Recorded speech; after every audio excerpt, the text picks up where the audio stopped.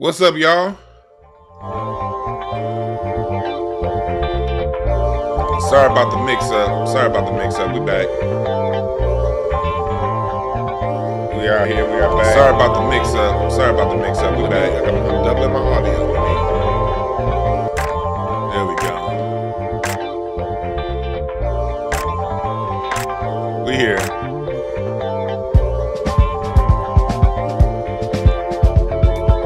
It's for everybody coming in.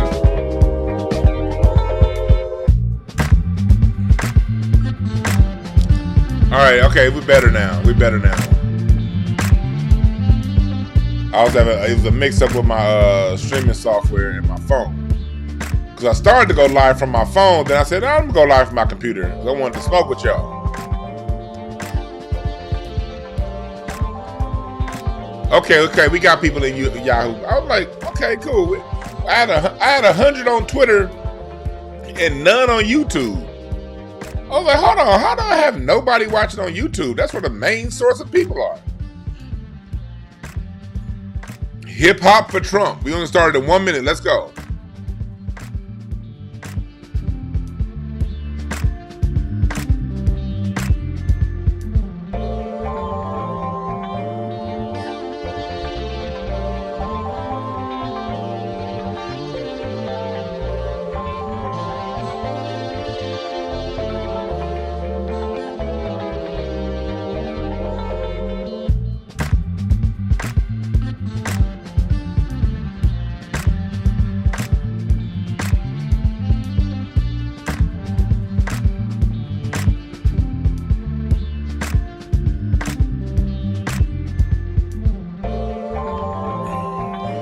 Yeah. No long intro.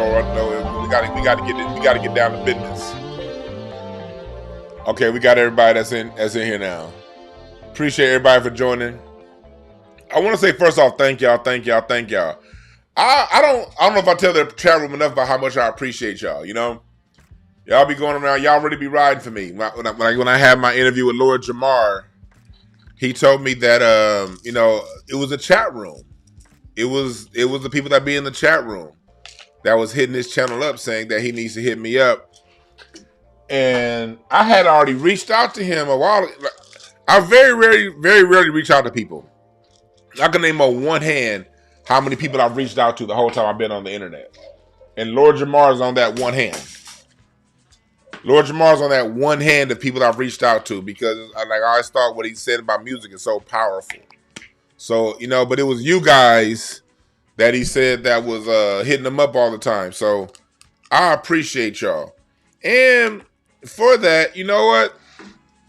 And it happened because, and this all ties into this talk that we're having about Snoop today. This all ties in because I came out the bag, 2021 talking a lot about music, but 2020 when I saw that Busta Rhymes and Fat Joe shit back then and Pete Rock in 2021. But back then when my channel had like 5,000 subs, 4,000 subs, I was noticing a lot of people with much bigger platforms than mine using my talking points without giving me credit because my platform was so small. And it still is a small platform relative to those other platforms. Still a very small platform relative to theirs. And I pulled back for a little bit, talking a lot of music stuff in like 2023. I pulled back, I talked music, but I didn't really give y'all what I could give y'all. And I still can't give y'all everything because some of that stuff is Patreon only because I be playing music. I be having to play the music. So, but I had around mid 2024, I kind of had a thought. It was like, so what if people are taking my talking points and not giving me credit? They can't say it like me. And these aren't my talking points, aren't mine. It's because I study. And certain things are firsthand experiences. And when I listen to these cats out there, I know who's taking from me and who's not. Because some stuff I say is firsthand experience or straight up conversations I've had with some of these legends in music. But when I hear them say what I have with my stuff without giving me credit, they fumble over it anyway. So it's like, why have the people suffer and not get information because there are information thieves out there? First off, information is universal. I don't believe in holding on and hoarding information. You should never hoard information. Information should be shared freely. And then people do what they do with it. You know, at least what we're allowed to share freely, at least. Because some stuff was a secret that I was told. So I said, I don't tell secrets. But why bottle this shit in when this information needs to be out there? We need this information out there because we got a Melly Mel problem. We got a Democratic National Party problem. We got a Republican National Party problem. We got a Fat Joe problem. We got a K-pop problem. We got a problem with our culture being enclosed upon from 360 degrees. And while we're so focused on hip-hop, we got so much music out there that the world is just making money hand over fist on that black children don't even know we created. Black adults. You dig? So I had to say, you know what, man? I'm not about to hoard this shit. If somebody takes something I said, fine, whatever. Information is universal. It's out there. But can't nobody say it like me. And that's not even bragging. So to you people out there, to you content creators that like to come and listen to this channel, take a snippet of what I said and try to synthesize that into what you say, you're obvious. And it's best to be open and transparent so you don't end up fumbling over your words looking like a goddamn fool. And to the honest ones out there, your Thought Crimes, Black Alpha, Lord Jamar, the ones who really are just about the information, salute to y'all. And I'm leaving people out. I'm leaving a lot of people out, you know, because I can't think of all these names off the top of my head. And you know, so I pay honor and respect to people like Tariq for putting me in microphone check. You know what I mean? I pay honor and respect to those who share the information because information is to be shared and not hoarded. But at least give up where you got it from because I'm quick to show y'all where I got it from. I'll show y'all the books and everything. I don't hold back nothing. So again, a salute to y'all and welcome for the chat room. Information is to be shared and not hoarded. What's up, YouTube subscriber, Rafi? The fake Star Report in here. That Star Report troll be killing me. That nigga be funny.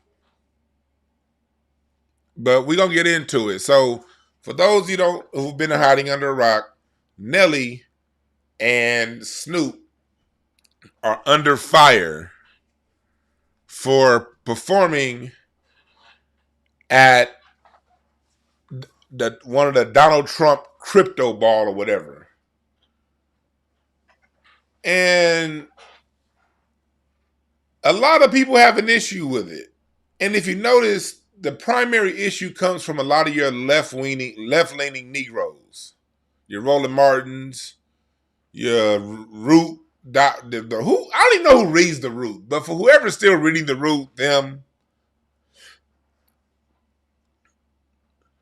And a lot of your Democrats are having major issues with this. And here's what I got to say about that. First off, all politicians are corrupt. When it gets to the presidency, all of them are racist. And yes, I say that with clarity because racism is the maldistribution of resources based on skin color. How a group of people can generate so much and be so poor is not because those people are stupid. It's because there's a system in place to disinherit black people from our creations. That's racism. Whether it be disinheriting us from hip-hop, from R&B, from jazz, from rock, disinheriting us from our money like Kamala Harris did Nina Simone's estate, taking the estate from her daughter over one mistake, disinheriting Doing what they did with James Brown. It's James Brown's catalog only selling for $90 million when it's worth billions when you add up all the samples that get used. Disinheriting people like George Clinton from wealth. George Clinton and everyone involved in Parliament Funkadelic should have generational wealth, but they don't because it was broken up. Racism is all about that. It's a business. It's about dollars and cents. And racism uses black people oftentimes as the vanguards of racism. Shields. That Derek Carr guy that teaches out of Howard. Oh, your music it's African. Don't want to give black people in America shit. They use academia to do it. Oh, this is black and Latino. Okay, what part of Latin culture and music is in this thing? But it's black and Latino. Oh, jazz is black and French. Okay, name the French music in jazz. I'll wait. French got their own sound. What part of their sound is in jazz? They either disinherit us from it or they act like it don't exist. They act like funk didn't exist. They don't even talk about funk. Even though funk undergirds hip hop and pop still to this day on the one. And since they couldn't take funk, they basically defunded funk by not funding funk bands throughout the 80s and allowing the sound to grow. So that's the system at play. That's the system that's at play. And with that system, black artists have to get in where they fit in. We find ourselves, artists find themselves and ourselves in a quagmire all the time, oftentimes. You know the world hates us, but they cannot live without us at the same time and without our music. They cannot live without us. They cannot live without our music. So what you find is black artists oftentimes having to perform for the enemy. And when I say perform for the enemy, that includes the Democrats. Whether you're performing for the Democrats or the Republicans, you're performing for the enemy. You're performing in venues that don't like you, for people that don't like you. Oftentimes when it comes to our music, people always want to take credit, but in order to be a good musician, to be an artist that people want to listen to, you got to hone your craft. And black Americans hone our greatness in segregation, in church, at home, on the street corner with the doo-wop gangs doo-wop singers back in the day. In the rap ciphers, the battles that happened on Long Beach Boulevard, on Crenshaw Boulevard, on Flatbush Ave, or wherever in New York, on Peachtree in Atlanta.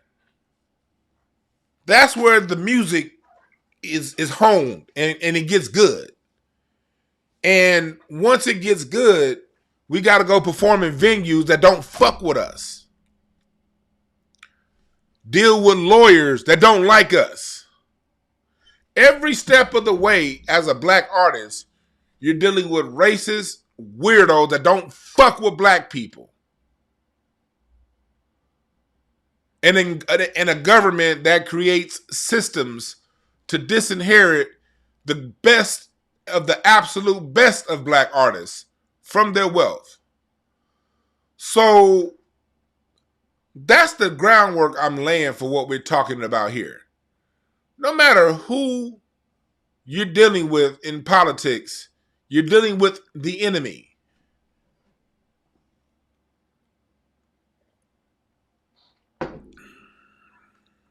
You're dealing with the enemy.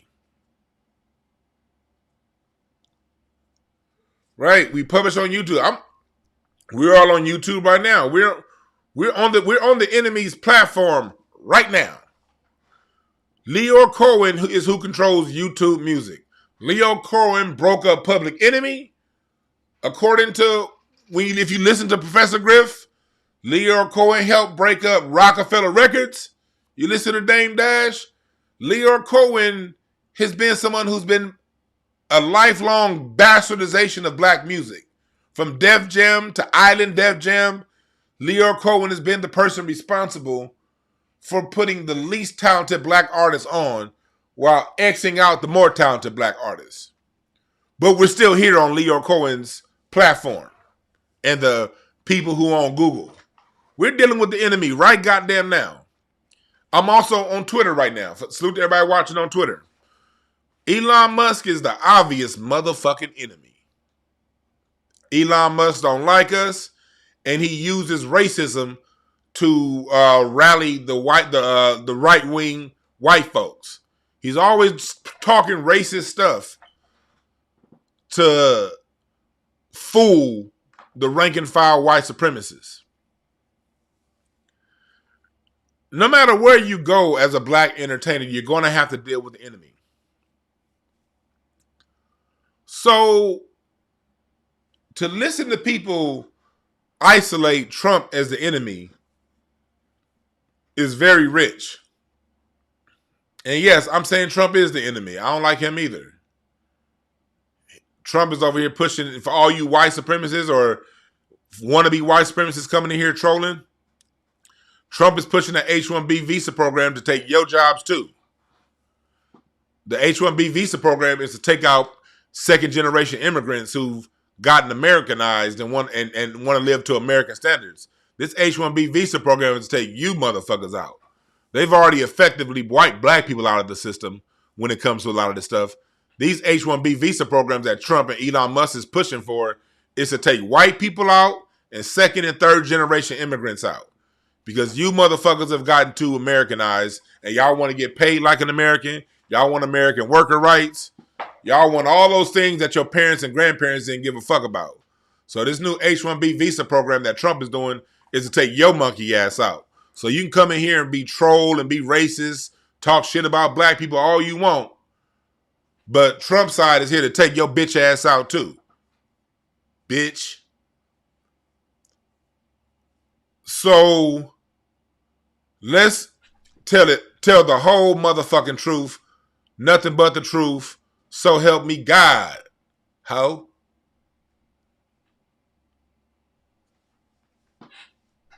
So when we talk about Trump, Snoop Dogg doing this for Trump, how do we go from Make America Crip Again album 2017 with that EP saying that he don't fuck with Trump, never will fuck with Trump, anybody who do is a jigaboo, to this? Okay, let's go there. What we see Snoop doing. Oh, before I go there, Patreon members, at 6 o'clock Pacific time today, I'm doing a music breakdown of the sounds and the rhythms that go into hip hop. We're going to go through a lot of the songs that were sampled. We're going to play some of the older rap music from before 1973. And we're going to have a musical breakdown of hip hop before it was coined the term hip hop. But that's later on Patreon.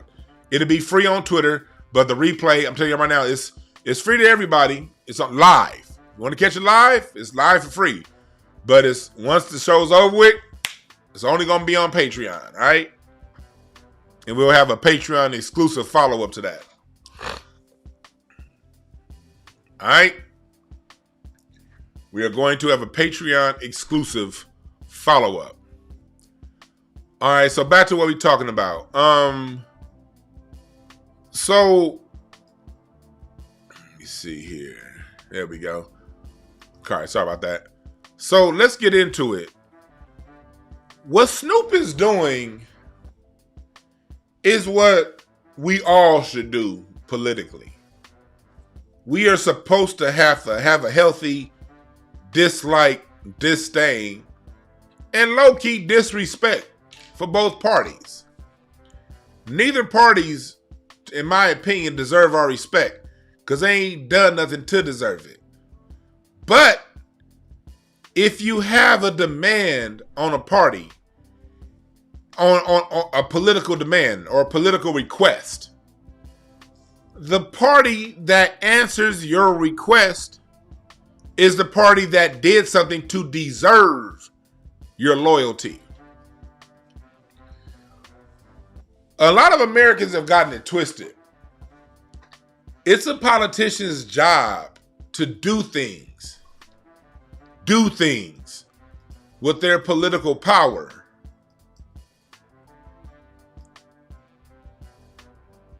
to enhance and grow and to give what you can give. We all pay taxes. We also be getting a little bit of something back for that. Whether it be a tax break, a law being passed, or a pardon. Harry O was up for a pardon under Obama. Obama didn't pardon Harry O. Snoop, obviously, as you see right now with Death Row Records, has business dealings with Harry O.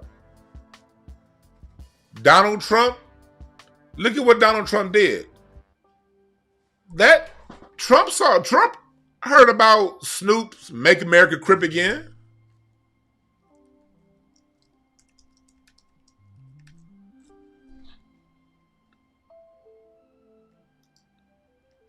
He heard that. This song right here. Cause I'm gonna keep it G real. I don't fuck with you cause you disrespecting me. You just you know what? Been tweeting, them black boys is balling out, the whole block been eating. You punk pigs, we calling out. I'ma line y'all on up. Trump heard that. With Trump hearing that, Trump also knew that he'd be running again in 4 years. He had just lost to Biden. And he knew if he wanted a political future, he's going to have to do something. And what he did was he pardoned Harry O. on his last day in office. Trump's last day in office, when he knew when he had to give up the seat of power to Biden, Trump pardoned Harry O., Snoop's business partner. In spite of the things that Snoop said about him, because it's politics. It's not personal, it's business. So Snoop, in turn, 4 years later, I'm sure the Republican Party met his honorarium to the fullest of extent. I know that nigga ain't DJing for free. Snoop, in turn, changed his stance on Trump. And for you politically immature dickheads out there, you're the ones that are wrong, not him.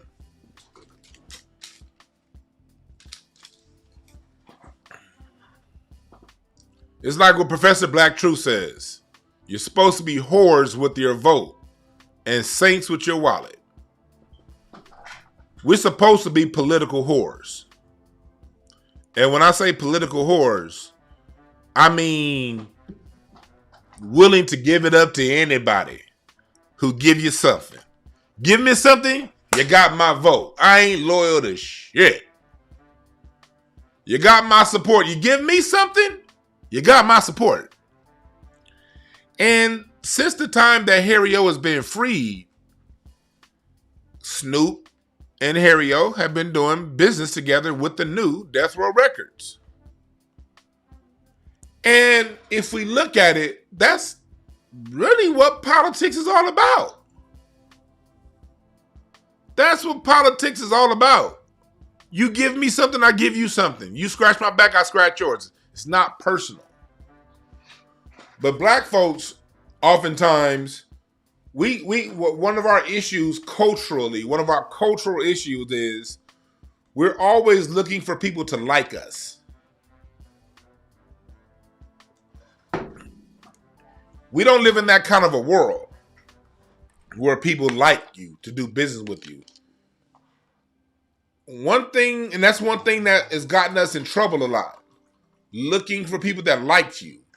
That's why Bill Clinton can go on the Arsenio Hall show 30 years ago and play the saxophone while offering you nothing. Well, I was around when Bill Clinton came on the Arsenio Hall show. I think it was 92 when he had the sunglasses on, trying to look cool. What was black folks saying? Oh, Bill Clinton is black. He like us. He got my vote. And then what did he do? Turn around and allow crime Bill Biden to create and draft some of the most harmful legislation ever to black America. All because, oh, he black, we like him. Then turned around in 1996 and signed the Telecommunications Act, which basically killed black radio within a few years. Now you can't find a black DJ out here on the West Coast unless it's the one black-owned radio station, KJLH by Stevie Wonder. You can't find decent black TV program because of that goddamn Telecommunications Act. Bill Clinton was hell on black people, but he was allowed to be hell because niggas was looking for somebody that they liked, not paying attention to business.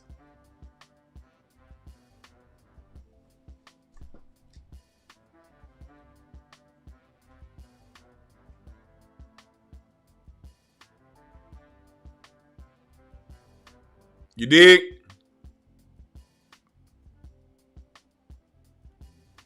So this is about business.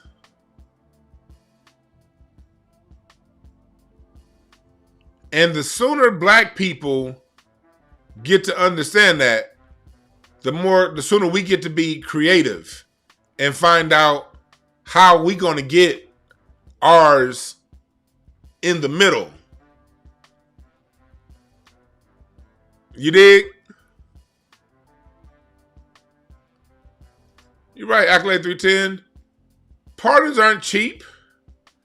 You think Snoop's boy gonna get Snoop worked on behalf against somebody pardon?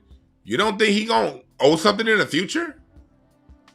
That's politics, baby.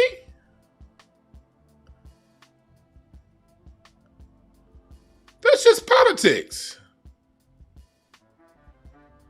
And chat room, my mods, let people, like, if people want to say things that are contrary. Oh yeah, NAFTA too, yep. If people want to say things that are contrary, mods, I don't mind people disagreeing. Allow people to disagree, because we're just going to have those people who disagree. We're just going to have them call in. But the only thing my mods should not tolerate, don't tolerate bad jokes. If people going to crack jokes, them niggas better be funny, mods. If people want to come in and crack jokes and they don't make you laugh, then give them 5 minutes to think of don't bet them for the whole show, but give them 5 minutes to go and write down a better funny joke, and hopefully it's funny. All right? Only funny jokes. Only funny jokes. Funny jokes get to stay.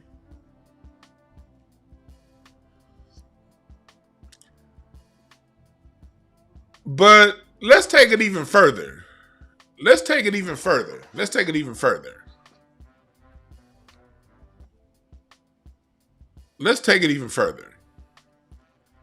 Black people have been performing for racist politicians for a long time. Let's do a little history lesson real quick. I made this post yesterday, and I put it up on here. But for those of you who don't know, there was a black musician named Blind Tom Wiggins, who was around in the 50s, in the 1850s, 60s, 70s, 80s, 90s, died in the early 1900s. Blind Tom Wiggins was the first black person to perform for a president. He performed for James Buchanan in 1860. before the election. Pro-slavery President James Buchanan. Blind Tom Wiggins was a slave.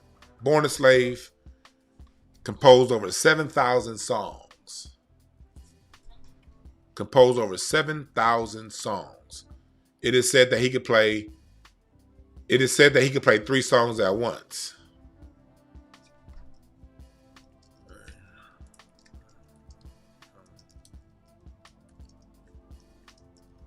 Blind Tom Wiggins performed as an 11-year-old for James Buchanan. He also, during the Civil War, performed for Abraham Lincoln.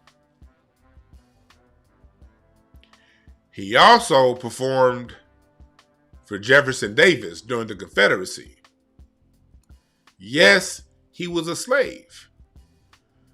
But even after he was freed from slavery, he was still signed to what we now call a slave contract. And in spite of the political field,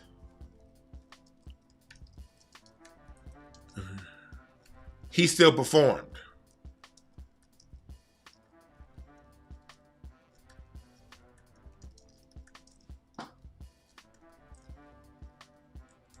Performing for presidents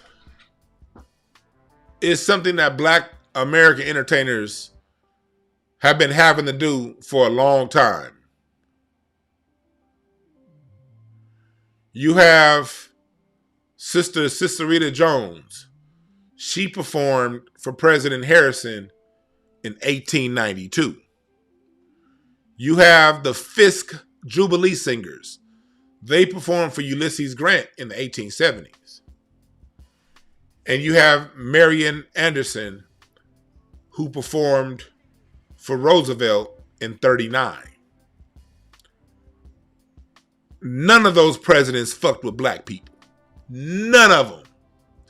The closest you can get to it was Ulysses Grant, because Ulysses Grant did fight on the side of the Union, and he did offer the Reconstruction protections for Black Americans.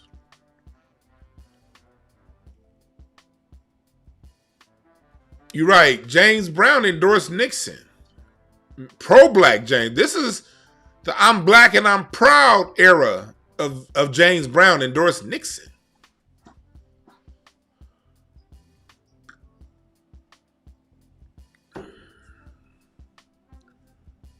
An artist's job is to perform.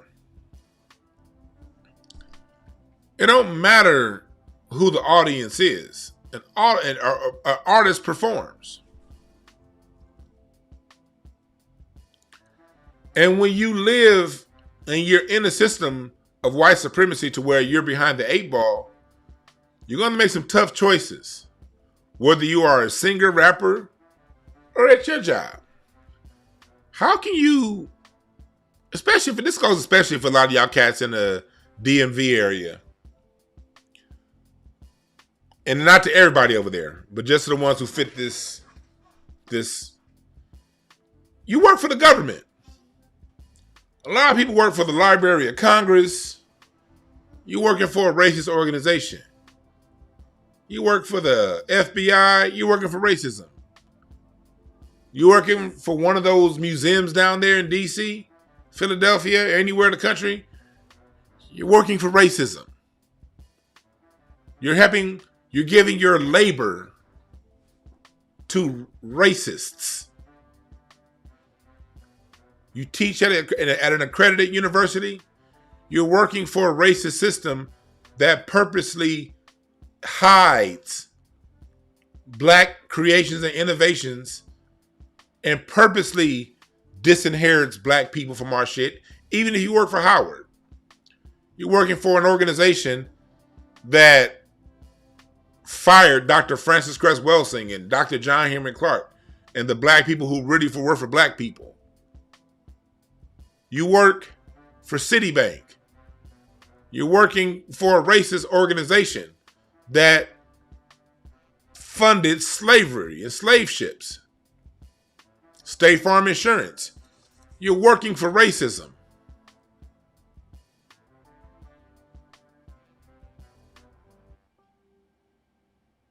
Can we tell the whole truth?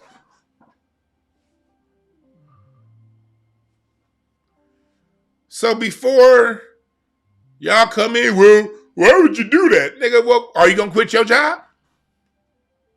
Because unless you're working for a black CEO, not even black CEO, for a black company, black privately owned company, a black bank, or working for yourself like me, then at that point, all right, cool, you're not working for a racist. But even if I work for myself, I still got to deal with racists. Still got to partner with racists at some point. Because we're behind the 8 ball. Yeah, you're in the military, former military, cop. If you're making money in America, you're either directly or indirectly supporting racism economically. I don't work for anybody. I work for myself. I got my own companies. But my companies have to intersect with racism if I want to make some money. And that's just what it is.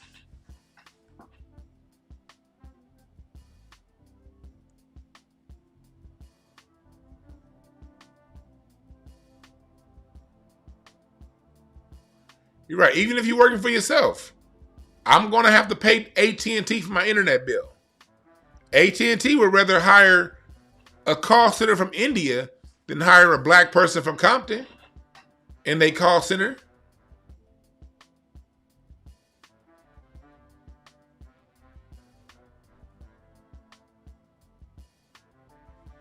My phone is through Verizon. White supremacy, baby. What has Verizon done to help black people and put money in the hands and pockets of black people? Nothing I can think of. But I'm going to pay their asses every month. I'm broadcasting right now from an Apple computer. I got Apple laptops. Mark Zuckerberg is a racist motherfucker. Still got these Meta Quest 3s. Because I got to tell jokes in the metaverse every Wednesday at 4 o'clock. You can't escape it. Even if you put these on and go to the internet, you got to go through a racist means of people, a racist organization, racist company to get here.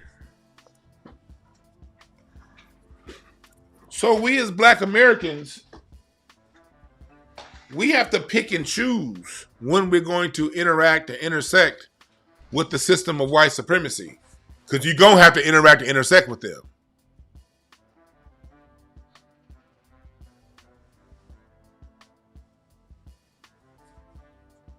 So salute to Snoop and Nelly, Rick Ross, and anyone else who performed.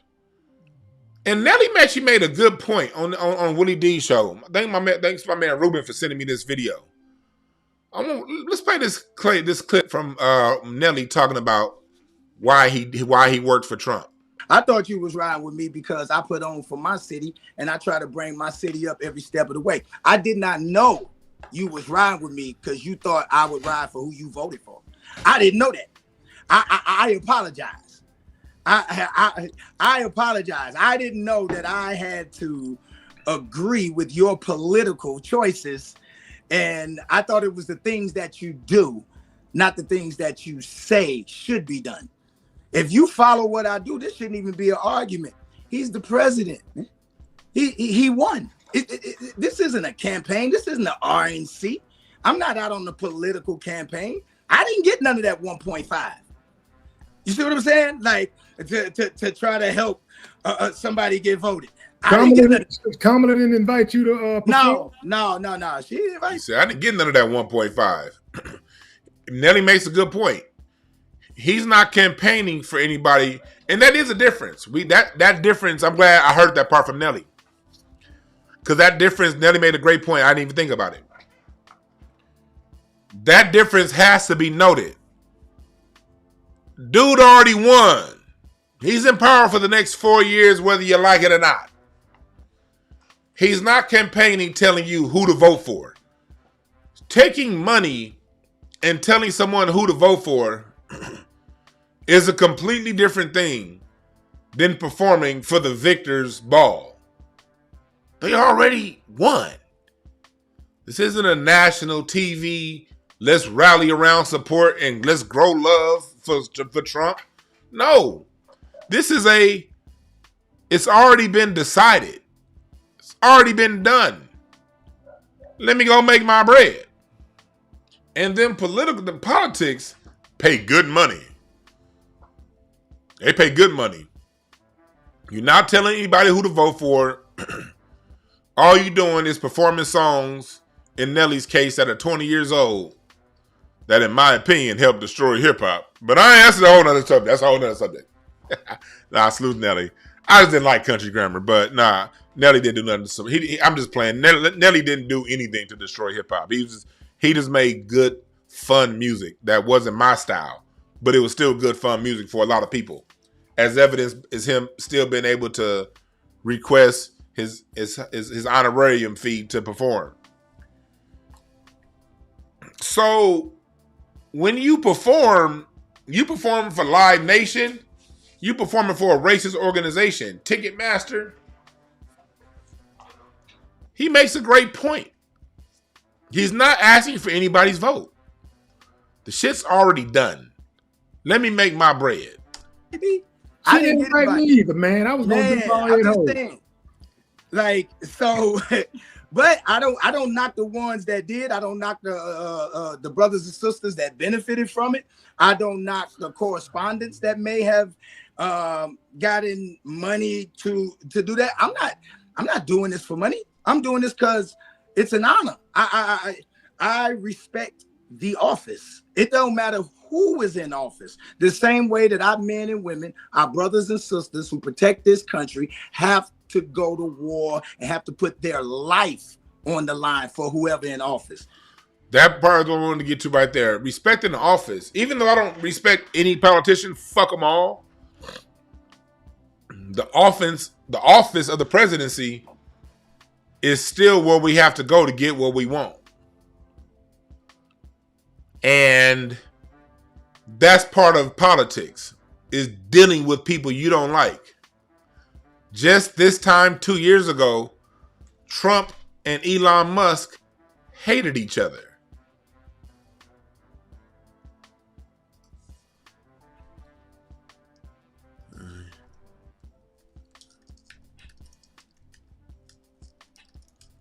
Trump and Musk hated each other. And they probably still do. They probably still do hate each other. But they got mutual business interests. Appreciate the super chat, Felix Speaks. Yes, and salute to Dewan and salute to Nelly and Snoop for getting off the Democratic plantation. It's a good point, Felix Speaks. So this ties to what you were saying about black musicians and the word diplomats and the Royal Diplomats for America. Yeah, black music has always been used as diplomacy for the world and black American music around the world. It's always being used.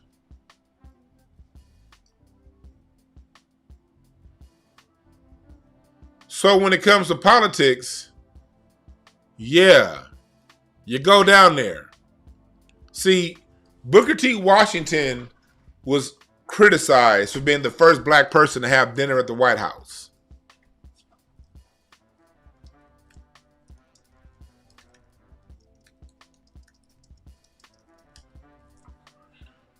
Booker T. Washington was criticized when he had the dinner with Theodore Roosevelt, extremely racist Theodore Roosevelt. And it was a mostly symbolic gesture. Roosevelt didn't do anything to directly impact Booker T. Washington. But what it did was, through Booker T. Washington going to meet with the president, it raised the profile of his university. It brought more legitimacy to his university just by the world seeing the president open up his doors to this black man. The first time the president opened his doors to a black man. That solidified the legitimacy of Tuskegee Institute, which is now known as Tuskegee University. Just that move, the symbolism of him meeting with the president, validated not to just him, but also a lot of black people. Black people talk all that hot shit they want. But let's tell the whole truth. Niggas don't be really fucking with black shit until a white person validates it. Niggas wasn't fucking with President Obama until he won Iowa. Let's tell the whole goddamn truth. They wasn't fucking with his old fake black ass until after them white folks validated it. Let's tell the whole motherfucking truth. And other white institutions who may have been hesitant to help send money and to fund and to help out Tuskegee Institute, that move legitimized it, the university, in his favor.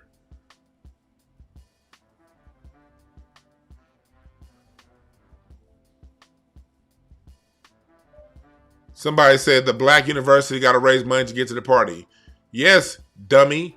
Everybody going has to raise money to get to the inauguration. The white ones too. That's part of it.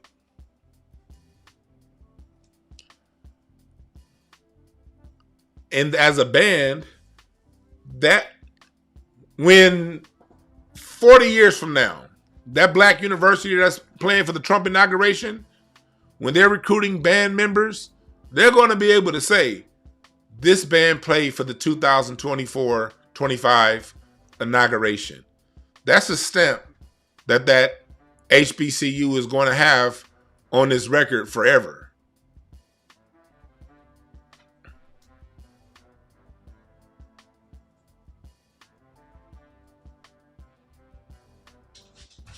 Oh, hold on. My doggy wants to get in here. Hold on.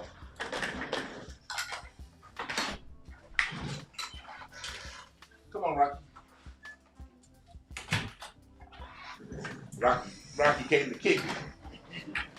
You came to kick it, baby boy? Baby boy came to kick it. Rocky just knocked on Rocky want to kick it, he come knocking on the door. So, you want to kick it? No, you ain't no. See, I like Rocky. See, Rocky don't lick. So one thing I love about Rocky, he don't be licking shit. You came to kick it, Rocky? All right, cool. Here you go. Rocky came to kick it. What's up, Quan?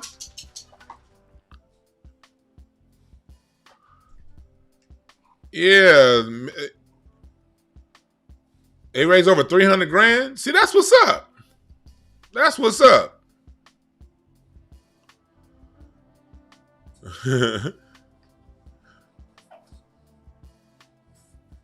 So that's what it is.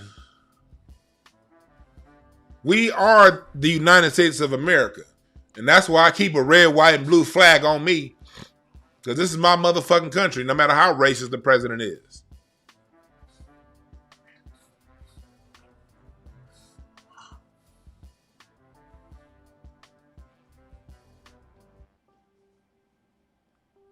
What's up, B. Polly?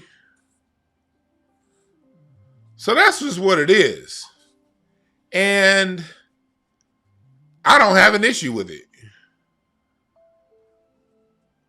I don't have an issue with it because they're all racist. All of them. And if Trump is going to pardon somebody that Snoop asked to be pardoned, I'm cool with it. Now let's go to the next level. I was watching some other YouTube shows and stuff. I was watching some other stuff. And a lot of people were complaining about Snoop. I heard one channel in particular talk about, well, not one channel. I heard about 4 channels talk about, and I like all 4 of the channels that I listed that said this. So I'm not going to dime them out. Because overall, and I, you don't have to agree with everybody, you know. I don't agree with these channels, but I'm not going to dime them out because it's still great channels. They were saying things like, well, Trump should have been canceled. I mean, Snoop should have been canceled a long time ago. Listen to his music. It's all gangster stuff. First, Snoop was a gangster, then he was a pimp, then he was a reggae dude, then he was a gospel artist. And to that I say, that's what I love most about Snoop Dogg. Snoop came in on the studio gangster tip in the early 90s, talking that tough talk. And then if you notice, after Doggy Style, really after Dogfather, Snoop really stopped talking gangster stuff. And I saw in an interview he had on Arian Foster, when Arian Foster had his YouTube channel and he was doing his interviews. I thought Arian Foster was a really good interviewer. I wish he'd come back and start doing it again. But Snoop talked about how after murder was the case, he realized how powerful his words were. And how after the Murder Was the Case song, he ended up on a trial for murder. And he was like, you know what? This shit's too real. It's too real. I have to change the way I speak.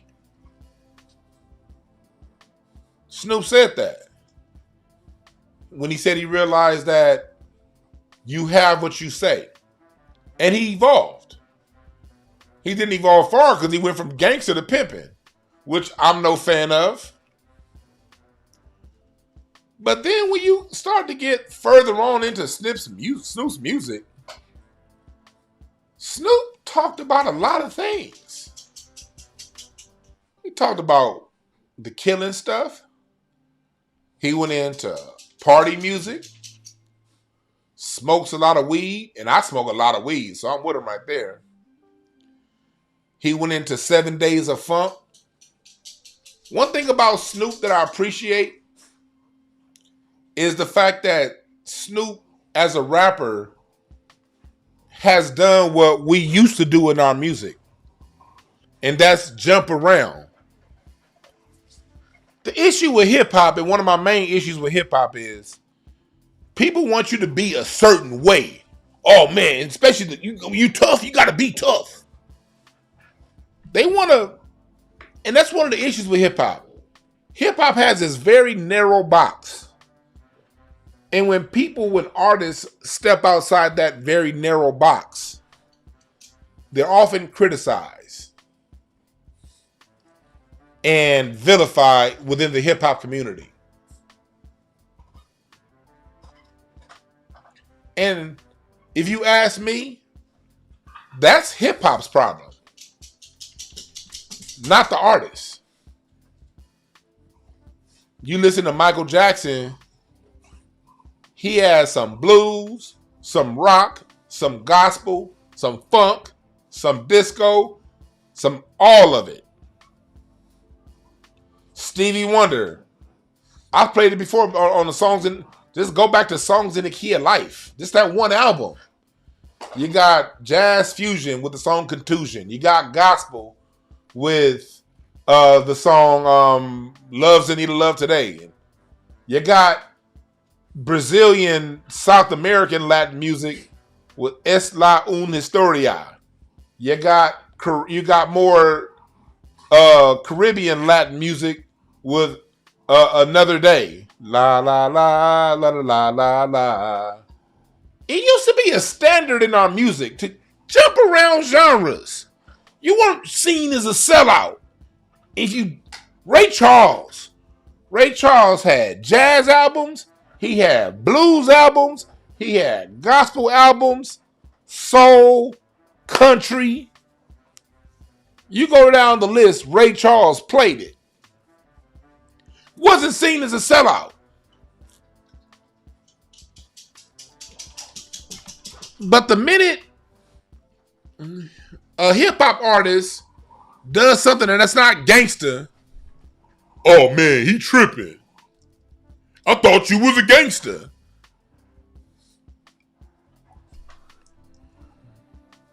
I thought he was a gangster. Snoop's real name is Calvin Brodus. Calvin Brodus has never been brought to the mic. Snoop Dogg is an entertainer. So if Calvin Brodus wants to call himself Snoop Dogg today, Snoop Lion tomorrow, gospel album next, a song about pimping after that, that's what an artist does. I'm sorry to tell you, close-minded hip-hop niggas. Music is supposed to jump around because it all comes from the blues. I remember when Snoop dropped this. Let me see, where's it at? No, that wasn't it. Where is it? Here it is. Where is it? Oh, here it is. I remember when Snoop did this. Whitey Ford on the guitar, Young Trev on the drum. When he did that, Johnny Cash. Medicine, buy my medicine, buy my medicine. Yeah, you know I got that. I love that song by Snoop. Going over into Johnny Cashville. I don't play it a whole lot, but I respect the range and artistry. That was on the same album as this. Club years. I'm the life of the party every time I blow up. The life of the party. It don't take much for me to get started. That was on the same album as this R&B hit he did with Raphael Sadiq. Yo. Ego Trippin', one of my favorite Snoop albums. What I get for fucking with a video model. And I remember when this dropped. I think it was 2008 when this dropped. Snoop was criticized for going from Life of the Party to Waste of Time to a Morris Day remake.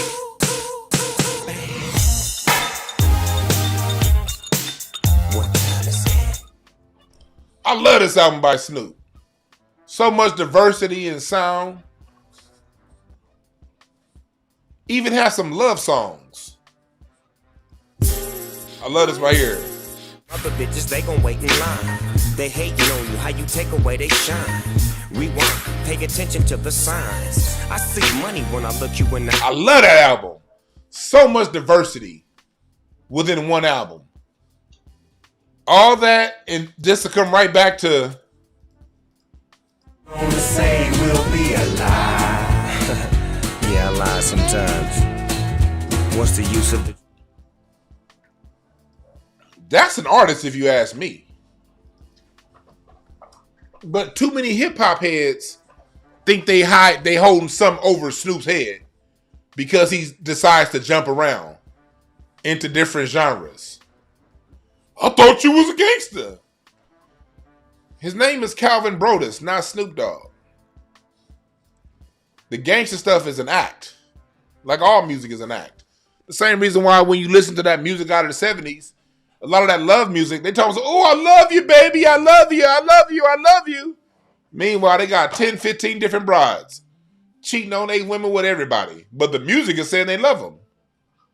Music is an aspiration. Music is an ideal. This is also one of my favorite Snoop albums.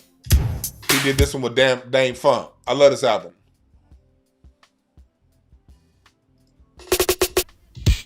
Where did we go? Let me do my thing.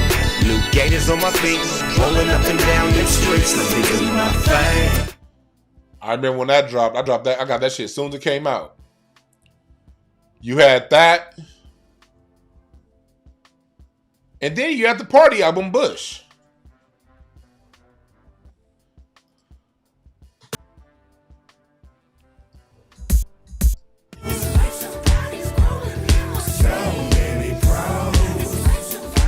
had Charlie Wilson on the dance music. This dude has had a lot of variety within his sound. I didn't really like Malice in Wonderland too much. I didn't really like Malice in Wonderland too much. But I love the blue carpet treatment.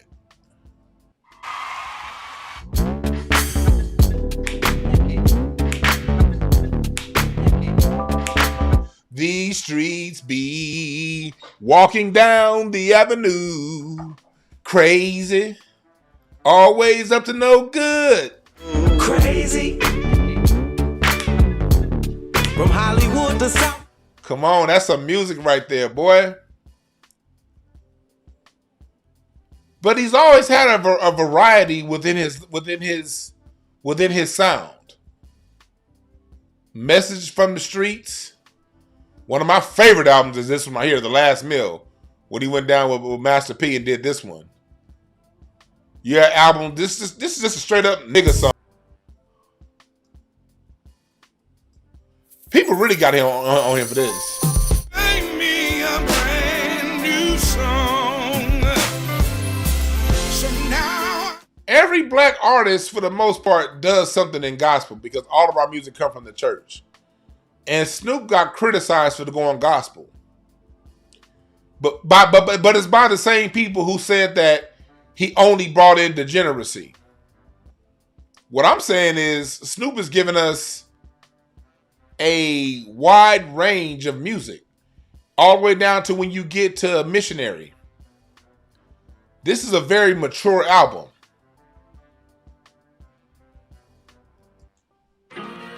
Ozone, bad habits long gone. Your nigga reaching new heights. Ay, just for me to live in this bitch. Why did somebody have to die? Waking up.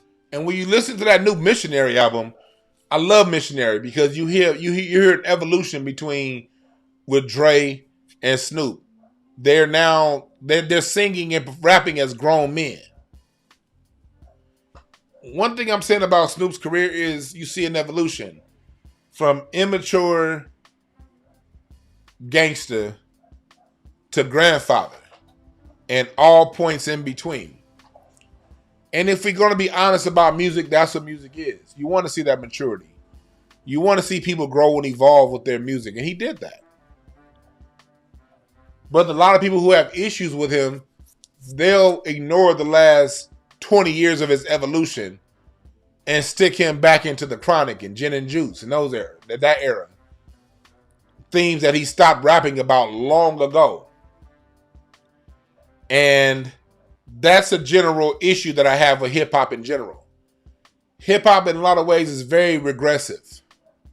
They want you to stick to the old beats, stick to the old themes, the old subjects, and then when someone grows and matures and does something outside of what you expect them to do, oh, they ain't keeping it real. Of course he's not. His name is Calvin Brodus, not Snoop Dogg. Snoop is an act. Calvin Brodus is the man. His kids don't call him Snoop. His kids call him Daddy. His friends call him Calvin. His mama called him Calvin.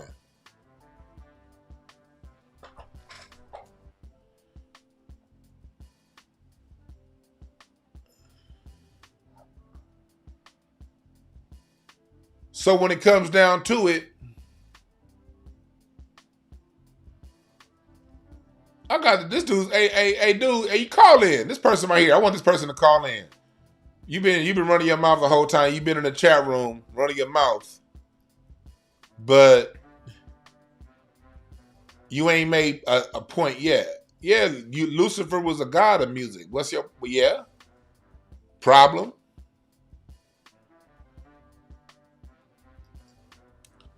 That person hang nudge. Call in. Call in. The phone line is up. If you have an issue with what I'm saying, I'm going to open up the phone line a little bit early. 323-744-7425. I only want people who have an issue with what I'm saying to call in.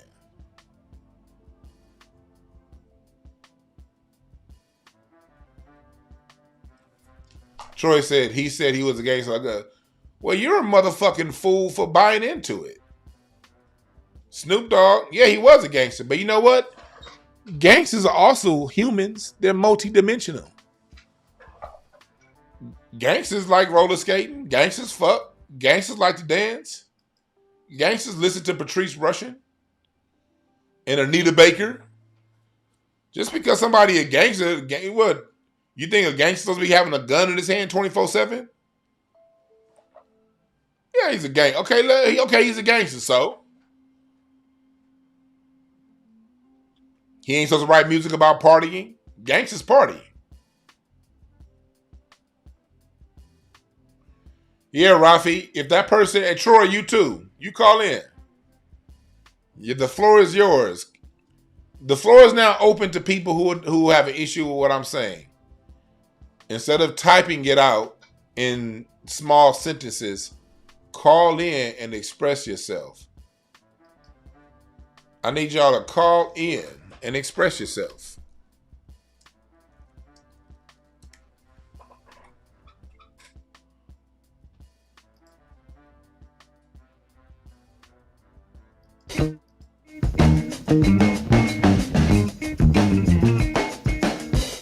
Express yourself. You don't know. Come on, call in. Express yourself. Express yourself. Express yourself.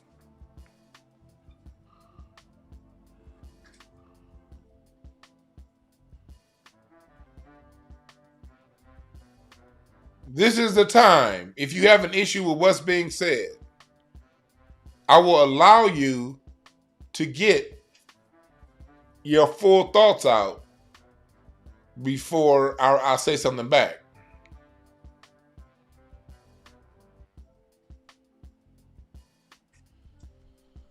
I'm noticing nobody wants to call in.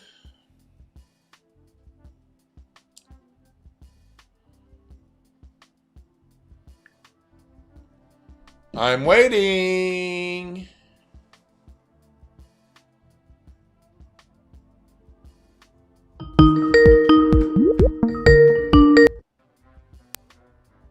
What's up, caller? What's your name? Where you calling from?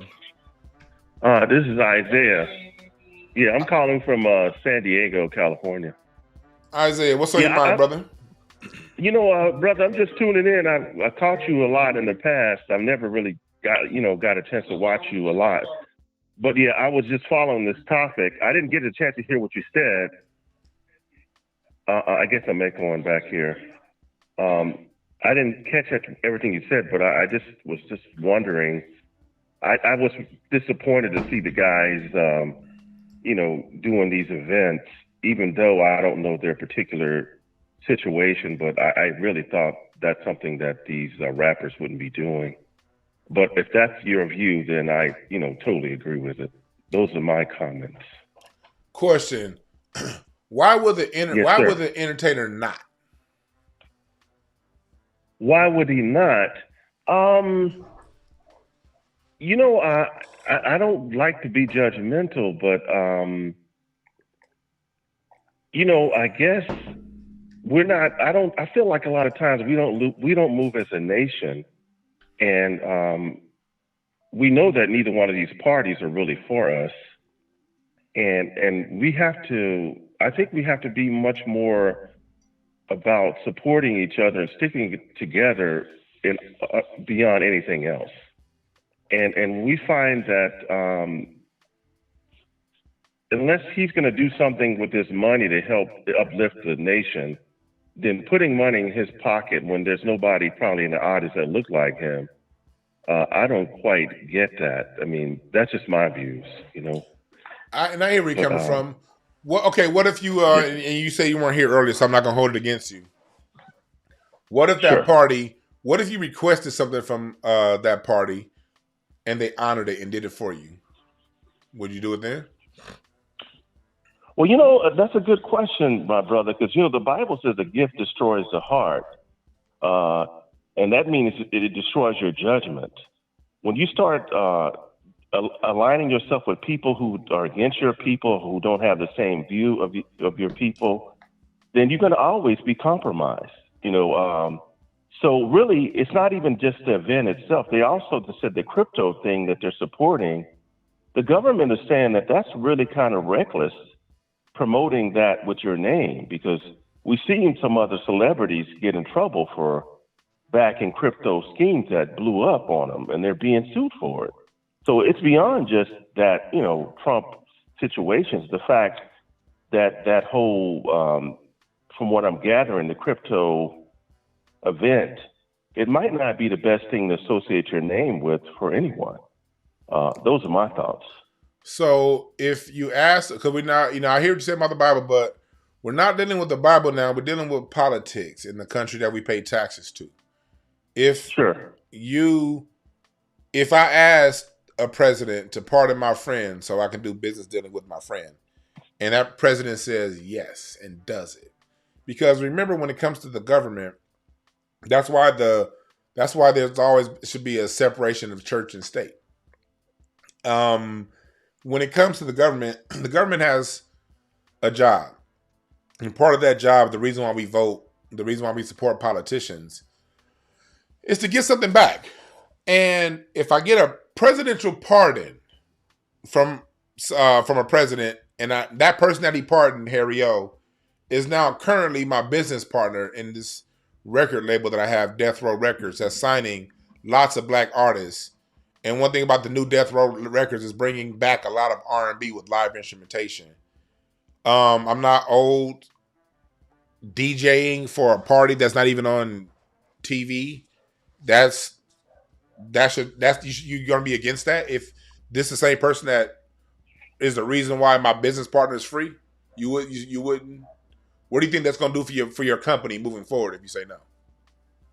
Dwayne, that's a very good question you're posing. I feel that you should never align yourself with people like that, because that's what a bribe is, Dwayne. When people give you money and you compromise when you compromise your principles for a gain, whatever that gain may be. I mean, I saw a brother online the other day on Phil's channel where this old man, they were trying to get him to beg to get out 5 months early on parole. He stood on principle, and he wasn't going to beg for that, because I think you have to have principles, right? And when you compromise your principles for any reason, you're compromising, man. It's a bribe. How does performing for a president that's been elected compromise principles? Well, it really depends on what your principles are, Dwayne. Remember, it's Dewan. It's Dewan. Dewan. I'm sorry, Dewan. I think the fact is that, Trump, we see, I'm not caught up in politics. I don't support either party. But we see in the past where this guy has been hyper against everybody, and he's not hesitated to say the things that need to be said to get his MAGA people on board. And ultimately, I don't fault him for being for his people, because, everybody should be for their people, right? Question. So, what is Trump, because he's president for 4 years, what has he done legislatively to harm black people? What has he done legislatively to harm black people? Because remember, a politician's all about, when it comes to politics, and the history is I'm bringing that question up.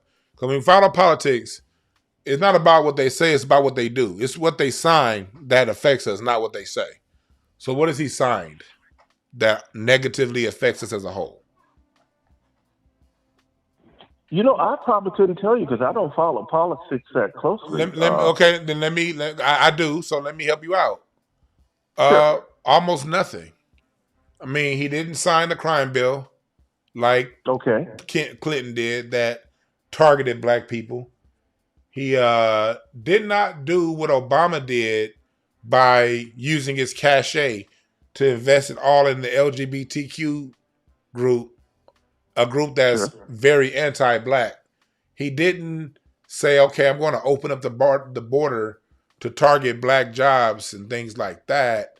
He just tweeted, and outside of tweeting some crass stuff, I didn't vote for Trump neither time. I'm like you. I don't care about either side, but I'm very politically engaged. But I don't care about either side.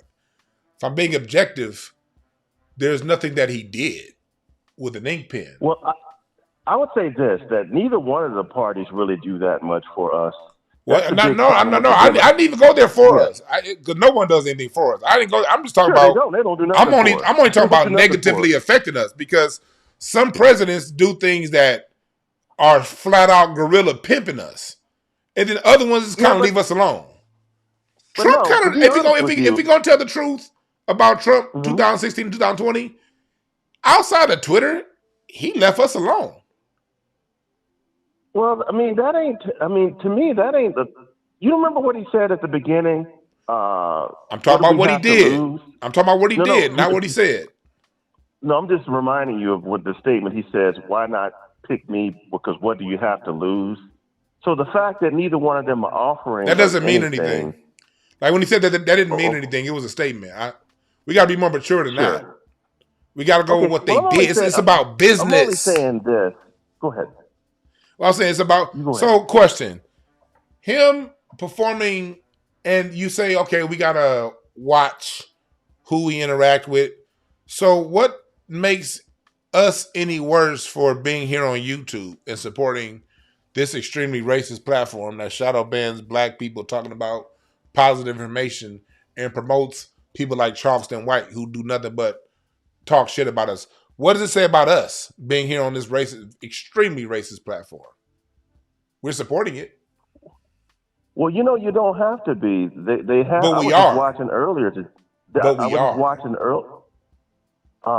Yeah, you don't have to be. I think the problem with us is that we don't have any type of unity, and that was the whole. I hate to sound stereotypical, but the whole field Negro, house Negro argument that And Malcolm was actually wrong. Let's go back to that field nigger, house nigger. Malcolm was actually wrong when he talked about the field nigger. That in overall, in general, he was right. But when he talked about the house Negro getting to be closer to massa, most of the time the house Negro was getting raped. The perception the field Negro had of the house Negro and the house Negro had with a field Negro, where the house Negro looked at the field Negro like he was free, but he had to pack 300 pounds of cotton a day and he wasn't free. The field Negro was looking at the house Negro as if he had a little more freedom because he had greater access and he had the ear of massa. But massa was raping him, his wife, and his children for being in the house. So at the end of the day, both the field Negro and the house Negro were fucked. They were just fucked from different perspectives. But at the end of the day, they both had to go about the business of doing their job. But you made a very good point, because to put that in modern day terms, we're both fucked whether you go to that, whether you support that event or you're not. We're both in the same boat. We're both victims, right? But victims, we have to have unity amongst ourselves first. And I mean, we see how they destroyed all the cities. Question. I want to take everything. I'm going to take everything you say, because I respect what you said. I was like breaking things down. How can you have unity first if you don't own or control any of the means of communication or money?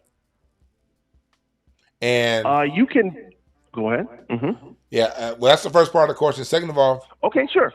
White people aren't united. We do control a lot of money. We control nearly $2 trillion a year we're spending in this country.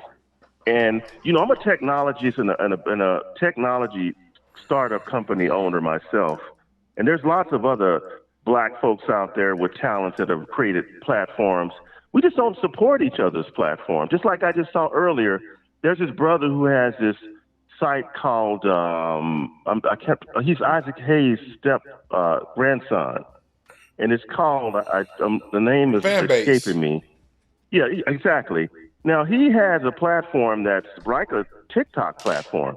Now black people are talking about leaving TikTok, but none of them are talking about going. They're talking about red. Question. I'm not up on. Sure. Question. What world like? I'm on fan base. Are you? No, but I've been in touch. You're not. People. I'm not a teenager teeny bopper, man.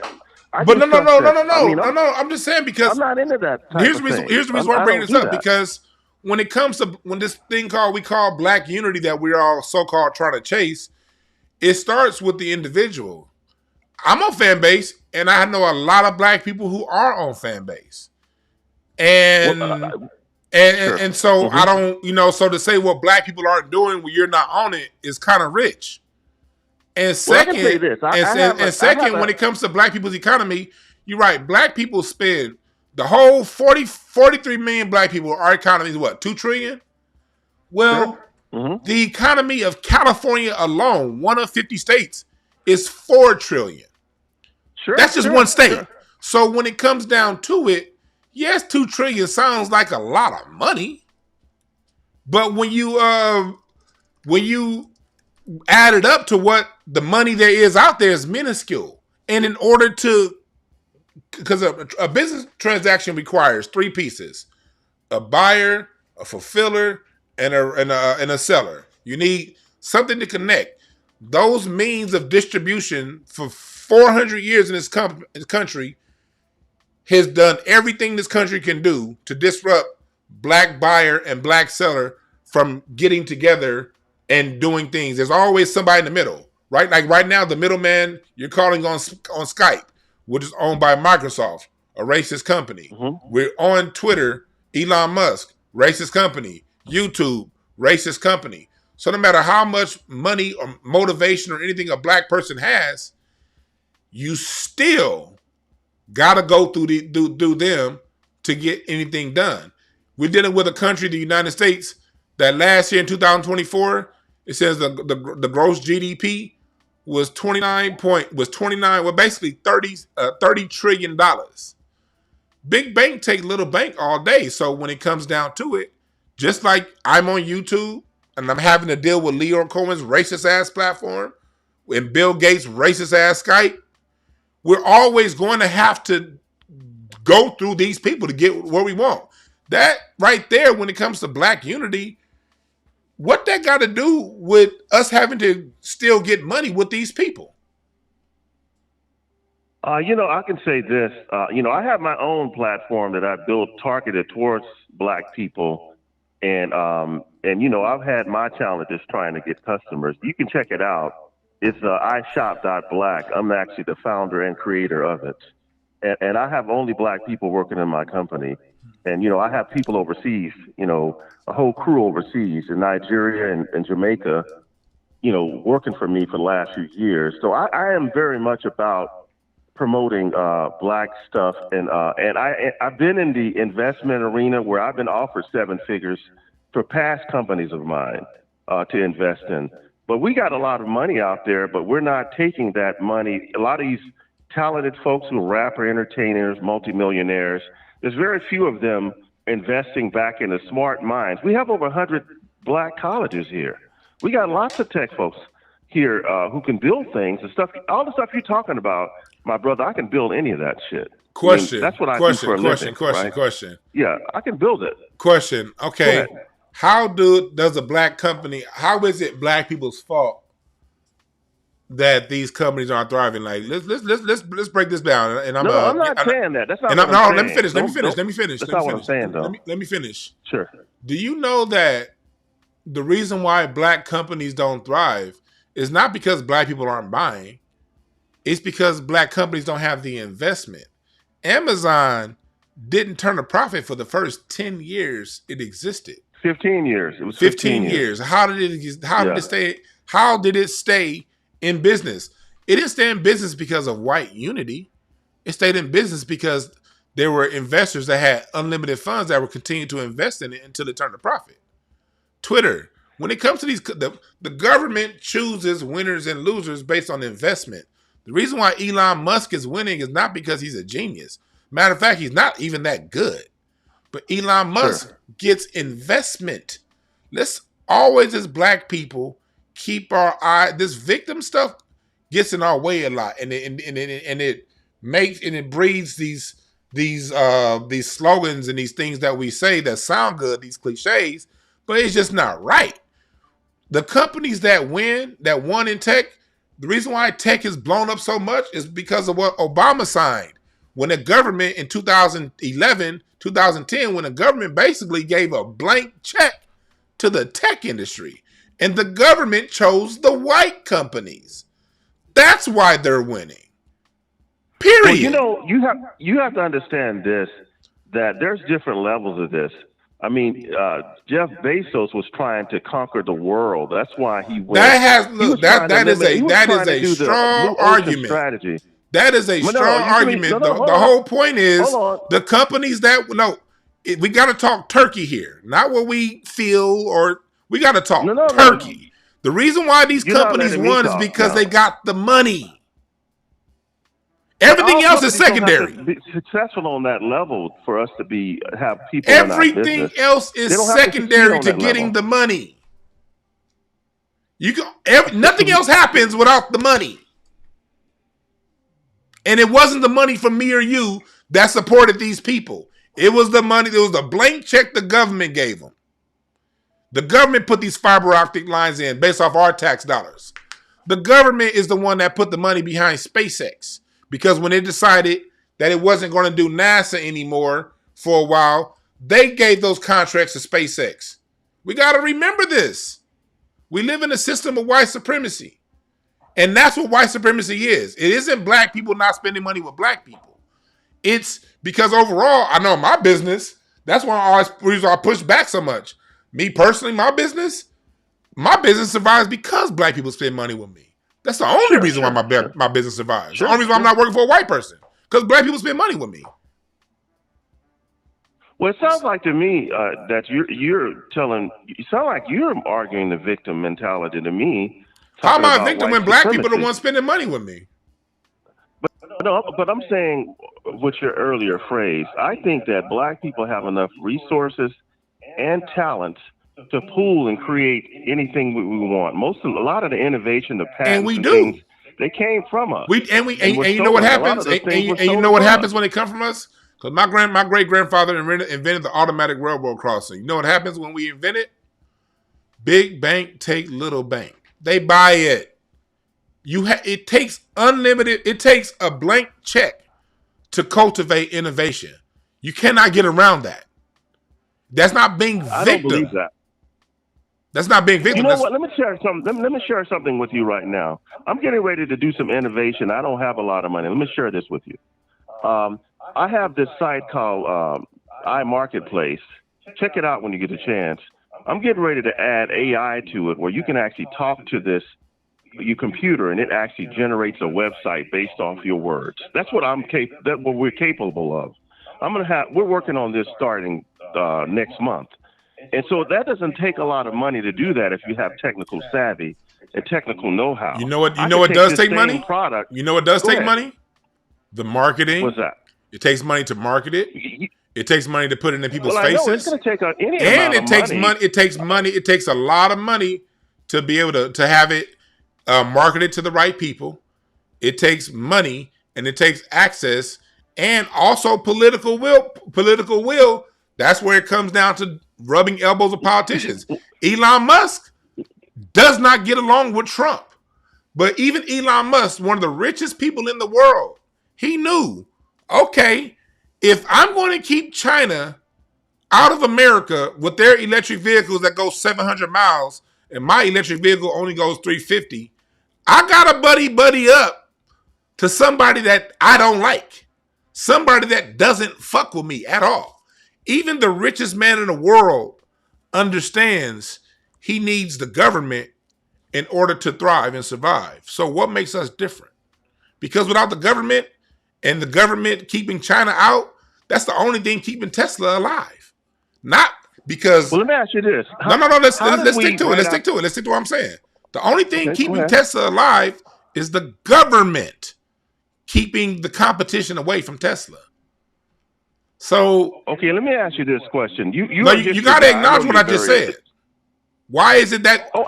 Is it that Elon Musk? Well, I don't think I don't think that's only one source of revenue. Some companies don't even deal with We're the not. government. We're dealing with. I'm dealing with one company. I'm dealing with Tesla, and I'm dealing with one of the richest men on earth. I'm using Elon Musk as an example on purpose because these are I'm really literally showing if the richest man on the planet, they got all the white America behind him and the white world behind him right now. If he still needs help from the government, why is it? Well, let me share you a quote from Bill Gates. Bill Gates used to be the richest person in America. He said what frightens him is a guy in his garage, some nobody in his garage creating the next innovation. Don't go back to what we talking about Elon Musk and Tesla. Why is it that the most powerful man on the planet needs the government and we don't? You know what? Did Black Wall Street need the government? Yes. Yes, it did. Yes, it did. Yes, it Street? did. Because if the Black Wall Street had the government's backing, they would have been paid restitution. It would have gotten rebuilt, and we'd still be thriving. Yes, it did need the government. You're missing my point.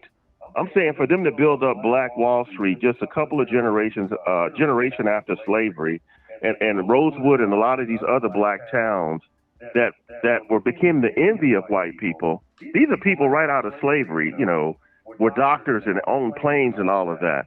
They did all of that stuff without the government backing. How can we not do it with all the education we got? Everybody in my family has a degree. You're missing the whole point. We doing it now. There are places all throughout. I look at my family I was raised in View Park, Los Angeles, California. Nothing but it's a whole side of LA on a hill, views of the city, black doctors, lawyers, thriving black neighborhood, black businesses everywhere. And we're still doing it.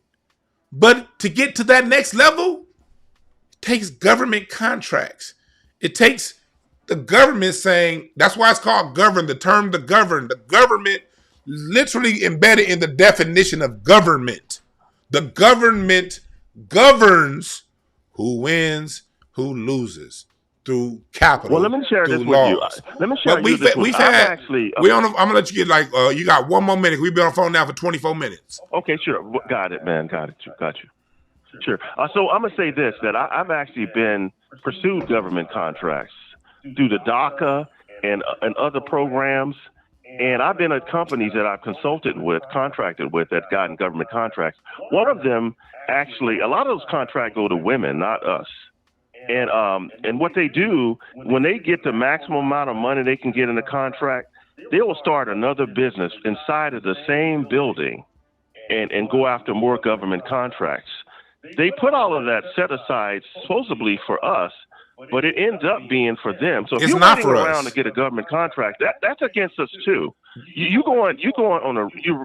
basically risking your whole company on whether a contract comes through or not. And when they choose to go with a different person, because a lot of that is politics, you'll find that out when you try to do it. And with that being said, my brother, I've been down those roads. And with that being said, you came right back to around what I was talking about. Snoop Dogg has a business that he's running, Death Row Records, and it needs certain concessions from the government. What you just said, the government chooses, you just said it yourself, picks and chooses its winners. And the ones that you see get to the top is not because the black people aren't supporting it.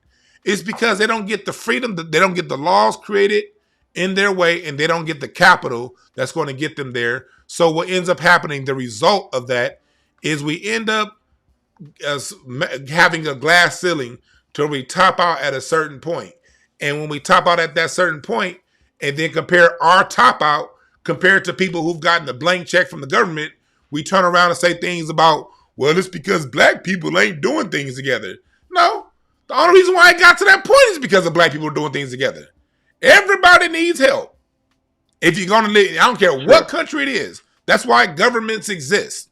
Governments pick and choose winners. And if you're not going to get those choices picked and choose by the government, you're only going to go so far. That's just what it is. And I'm cool with it either way. But what I'm not cool with is a whole black people ain't doing this, black people ain't doing this, when we are. When at the same time, Them white folks didn't get to what they got because white people just love and support each other. Oh, we white, we gonna buy. They hate each other too. They just were given things by the government that black people aren't allowed access to, and that's not complaining. That's talking turkey. Well, that's the history of this country, and that's why why we have to be understanding of one another, and not so quick to go around and say black people ain't doing this, black people ain't doing that. We gotta chill on that. But I'm only saying this, that you're going to continue to rely on a system that you just explained. It's not about relying on that. No, you don't know what I say. It's not about relying on that system. It's about the rest of us understanding that the reason why we are where we are isn't because black people got $2 trillion that we ain't spending with each other. That's bullshit. The reason why we're not on that level is because we don't have the assistance.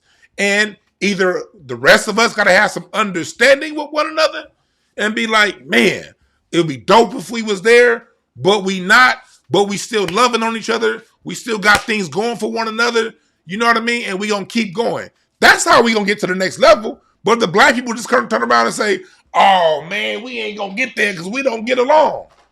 You lost at that point. Well, you know that black people with the $2 trillion, that's like the $2 trillion versus 40. No, it's not. $2 trillion versus 40. And that no. You missed what I said. The 40 trillion, whether they be white, Latino, or Asian, those $40 trillion that they got, they have a system in the code to where they don't spend money with us.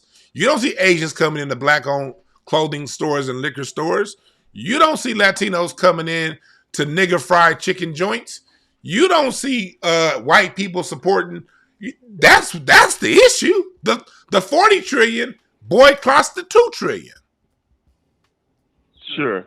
I don't want to mispronounce your name, but I want to let you know that I really admire you, and I've heard you in the past. You're a very intelligent brother, and we need you on the air, man. We really do need people with your intellect on the air, and I just want to commend you. And I'm on iMarketplace.com. I respect what you're doing, and I want you to keep going. I want you to win. I want your business to be the greatest business to ever motherfucking walk this planet.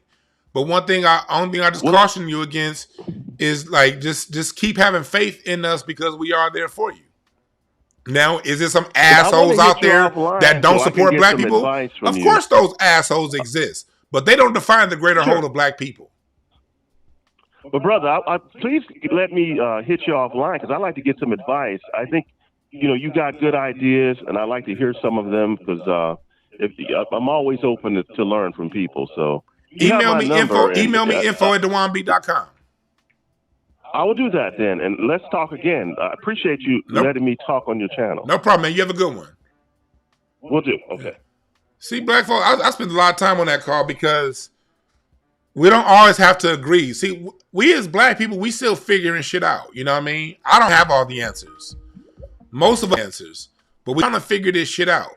But one thing we cannot do is walk around feeling guilty because we're not on Jeff Bezos' level. We got to understand Bezos, Zuckerberg, Musk, Allstate Insurance, Citibank credit cards, whatever you're dealing with. These are people that have been supported endlessly by the government, given blank when they get into issues and problems. They've been given bailouts and guaranteed contracts and all kind of shit that we don't have. So we got to understand if we don't have that kind of stuff, we're not going to be on the level of those other people. And it's not because we don't spend money with each other like that bullshit Umar Johnson like talking about. This is a nigga that don't support other black content creators like that unless they paying him a whole goddamn bag and then turn around talking about we don't do these things together. Nigga, is you doing anything for free? What's up, caller? What's the name? Where you calling from? Hey, what's going on, Dwayne? This is Larry Goodwill, not Larry Elder. How you doing this afternoon? Dwayne, nigga, I'll beat your ass. Appreciate that go for the super chat. Mark Miles, I appreciate the super chat. Appreciate the real talk and salute. What you want, hoe ass nigga? Hey, every time he called you Dwayne, I seen a look of pain. Hey, dog, I was Oh, shit. You got me with that one, you bitch ass nigga. Don't be calling me rhyming. I'm DeJuan Brown. I got the timing. Oh, okay. All right. Yeah, weak ass nigga. I mean, hey, that nigga called you Dwayne. He called me Dwayne, and I'm gonna cuss your ass out because I'm profane. Oh, okay. Anyway, all right. Anyway, so yeah, nigga, Jack. Hey, you know how people be saying, "Hey, y'all just don't understand. Jay-Z's playing chess, not checkers." We've heard that. We've heard that a lot. This Snoop might be literally playing chess instead of checkers. This might be what it really looks like. Like, okay, you freed my business partner. The whole scenario you drew up when you was on the phone with Overton before I called in. Overton. Hey, I need this guy freed so I can do business with him. Okay, you freed him. All right, I'll pay you back and do a concert when you win the presidency. Oh, right. That's what Snoop chess looks like, dog. And here's the crazy part about this. Trump could have called in that favor on the campaign and said, "Go and campaign for me." That right there, that would have made Snoop look a little bit funnier, on the campaign trail to some people. Yep. But Trump didn't even call in that favor on the campaign. He called it after the motherfucker won to DJ for a party that wasn't on TV. If it weren't for the internet, we wouldn't even know the motherfucker and him, Nelly. We wouldn't even know they was fucking with it. If this was 1996, we wouldn't even know. Yep.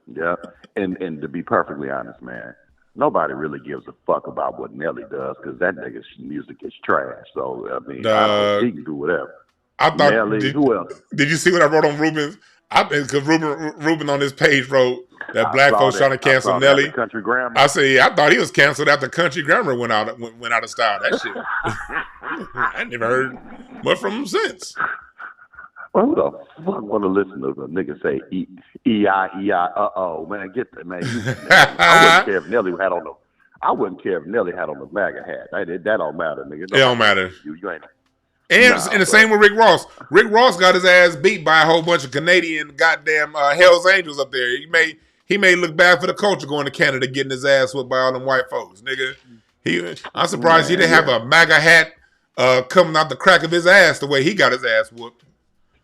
Dog, and he lame. All that coke that got sold in Miami, and he had to pick a dope dealer from L.A. for an alias. Nah, get out of here, dog. Jared in the chat said, "Kids Bop Nelly." That is Kid Bop. Ain't no disrespect to Nelly, man. He probably listened. I mean, no disrespect. No disrespect to Nelly. But we gotta tell it. We gotta tell it like it is. I didn't like Country Grammar. I didn't. And I'm looking at them like that goes to show you, like, no, white folks is the ones that ruined our music. You know what I mean? For them, y'all called in Nelly. Y'all couldn't call in like. I mean, it's not like they called in X Clan, a group that actually made good ass hip hop. They called in Nelly. No, they wasn't gonna. They damn sure weren't gonna call it X Clan. No, that's one call they was not finna make. Yeah. Now you hoe ass man. Nigga.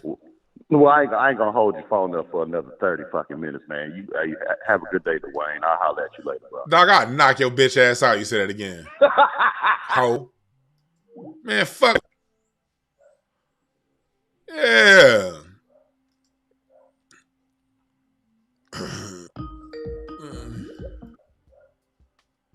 What's up, caller? What's the name? Where you calling from?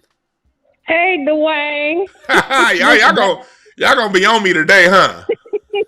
Yeah, this is your moderator, Devin from Chicago. What's up, Devin? No, I'm sitting here looking at you, laughing my tail off, man. He kept calling you Dwayne.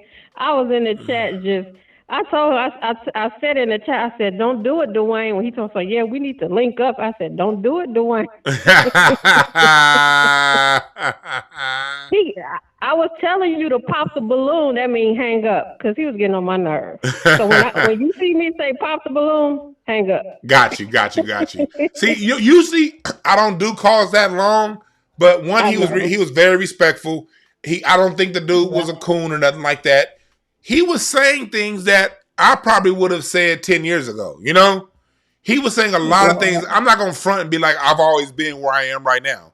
If I was 10 years ago during the Obama administration, I would have said the same thing. Hell, I probably would have said the same thing in 2018, like in the middle of Trump administration. In 2017, I probably would have said the same thing. So I wanted to give the brother time to really flush out what he was saying, because black people, I would go so far as to say 85% of black people think like that brother that was on the phone. And I can't call him wrong, but we've been so misguided as a people.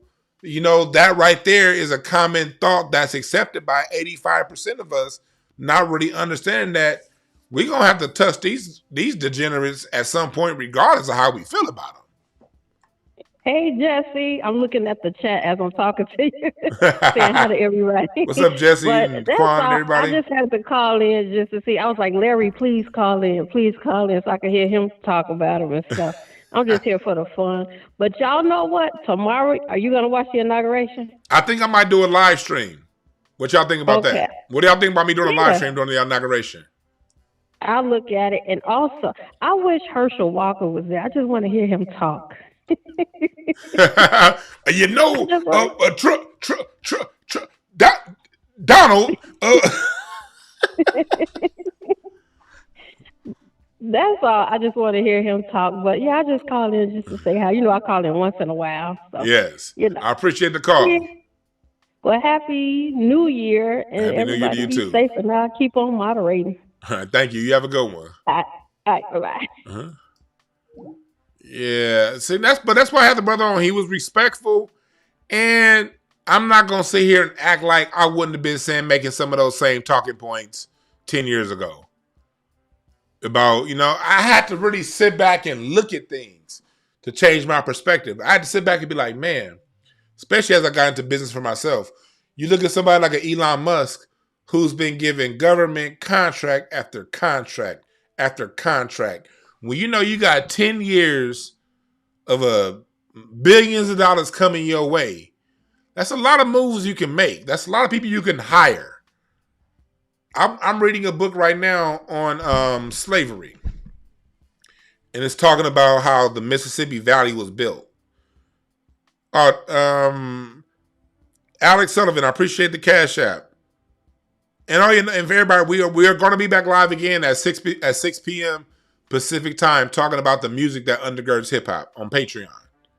So join the Patreon. It'll be free on Twitter, but it's going to be off the minute there's no rewinds on Twitter.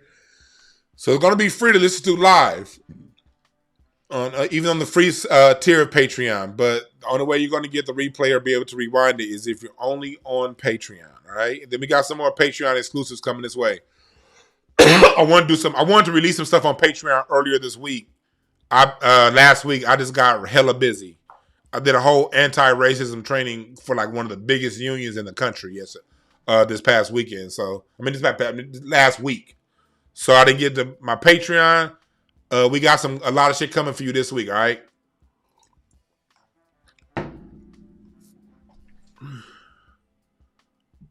But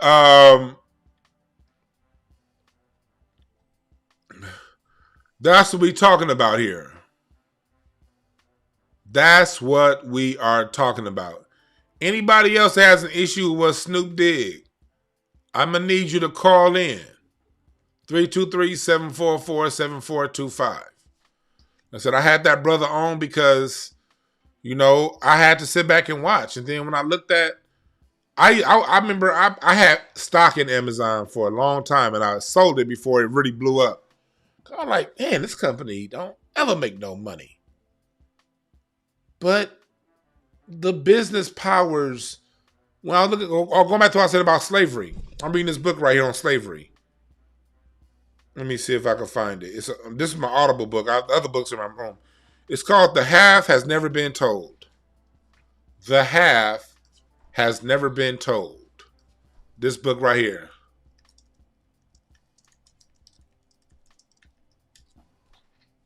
This is the book that I'm reading right now, and it's talking about how slavery was built up in the Mississippi Valley. We got to understand the Mississippi Valley, New Orleans, Louisiana, that was considered the Old West back in the day. Those are the new colonies. What happened in between 1815 and 1820, the slaves in New Orleans were running at about between $800 to $1,500. And when cotton became king, the plantations that ended up winning out and thriving were given government loans.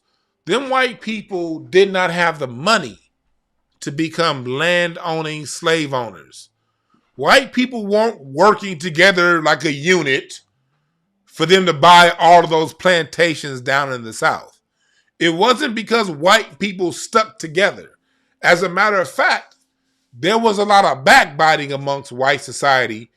People were stealing other people's slaves. People were encroaching on other people's lands illegally. There was a lot of fighting because you had a lot of cultural clashes.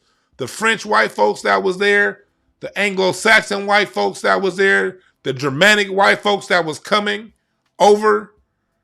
And these are groups that had issues back in Europe, that they were rekindling these issues in New Orleans in the 1800s and in Louisiana, Natchez and all that stuff, Mississippi, and in the 1800s. It was the government that gave these people loans to buy land and to buy slaves. And it was the government saying black people cannot own this land. Black people cannot own these slaves. It wasn't white unity that got them to where they were. It was the government literally picking and choosing which families could win and which ones couldn't. And every white person didn't get the money on credit from the government. Those white families ended up not being land-owning slave holders. They had to go get a job and become a blacksmith like everybody else. The ones that became slave owners in the Mississippi Valley got government loans. The government picked and chooses who wins and who don't. It was a government that guaranteed through the Fugitive Slave Act, if a slave ran away, that they would go back and get that slave. White people weren't so unified that, oh, we're going to get this slaves because that's another white person. Hell, other white people were trying to capture them slaves for their own goddamn self. It was a whole industry of white people taking runaway slaves and selling them off to a different state. It wasn't because of white unity. It was because the government picked and chose. What's up, caller? What's your name? Where you calling from? L.A., down the street from you. What's up? What's on your mind? This Tasha. Oh, what's up, Tasha? You call, man, Tasha. I swear to God, you've been on my mind to call for like a month now. I swear to God. I know, same. Tasha calling into the show. You can see Tasha's on my favorites list on my phone. Like, she was like number 4 on the favorites list. And we ain't talking. What's up, Tasha? Am I? Oh, hey. Come on, Tasha. You on the favorites list. Come on. Oh, hey. Woo. Anyway, I've been out of the loop. I don't know what is going on. So are we mad at Snoop and Nelly? Like, I don't know what's happening. The Democrat people are mad at Snoop and Nelly for performing because the Democrats want all the Negroes to perform for them. And so there's this fake outrage because Snoop DJ'd a party for Trump. After Trump, remember, Trump pardoned Harry O. And Snoop asked for that pardon from Trump, and he gave it to him. You know? After Trump cussed him out. So now there's a lot of fake outrage about Snoop performing from, you know, the Negroes that otherwise don't really do much to help us out as black people. That's basically what's going on, Tasha. Oh, okay. Because I'm seeing it. Yesterday I saw it, and I'm like, what is going on? I said, I know Dewan is going to talk about it. I need to catch one of his shows, and I just happened to see you on. And I said, let me call in and see what's happening, because I am so lost behind everything. I was sick for like a month with the flu. Oh, wow. Yeah, that's why you haven't heard from me. But I'm fine now. Hey, chat. All right, well, we'll talk. All right, Tasha, let's talk soon. Okay, bye. Yeah, Tasha calling and getting the news. Hey, Tasha's the reason why I got this. Hey, Tasha got me this pen. This pen like $100. Man, this pen is so goddamn dope. King of Spades. What is my moon card? What's up, Rocky? Rocky over here snoring his ass off.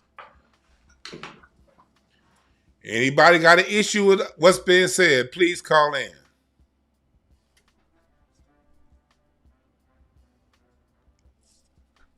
Please call in.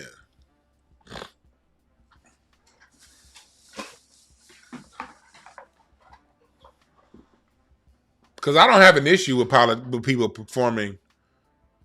I don't care. That's what performers do. Performers perform for degenerates all the time. Yeah, where everybody else? I'm getting ready to get off because I'm doing another live a little bit later on at 6:00 with some music. So I'm leaving the phone line open for like 1 more minute for the callers because I got shit to do today. People who had an issue. Oh, you said they're back on TikTok? I knew that TikTok thing was gonna be short-lived. That's why I didn't even talk about TikTok. I was like, this is just gonna be a blip on the radar. It ain't gonna be nothing. That's why I didn't say. That's why I didn't do a show on the TikTok thing because it was like, that should have been up in less than a week. Hell, it ended up being less than a day.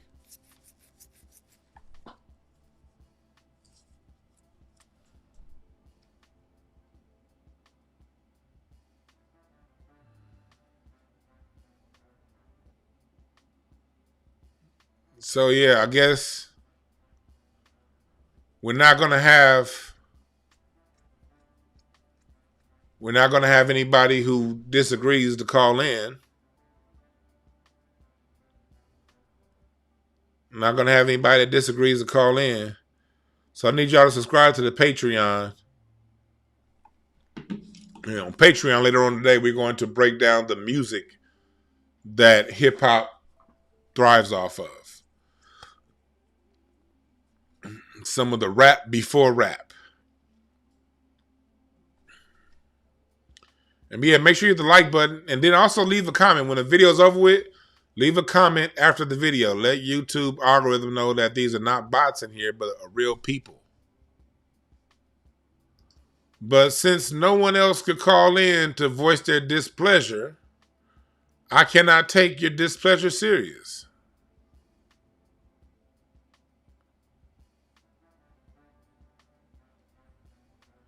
Because I'm not going to be a hypocrite and judge because I'm on a white supremacist platform called YouTube that I get call-ins from a white supremacist Microsoft through Skype.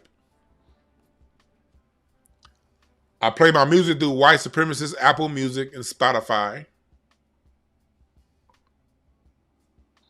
But I use these white supremacists as a tool to communicate to my people and to grow my business.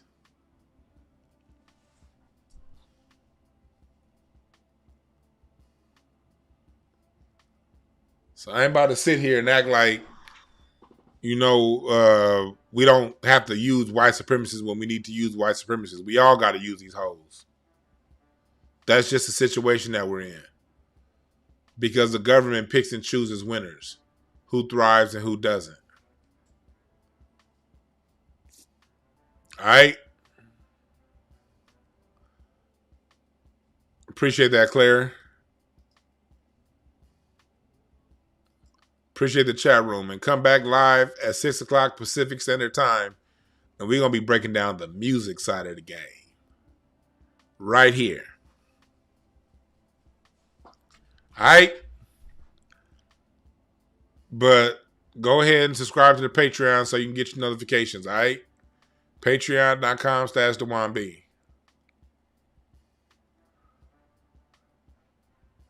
All right.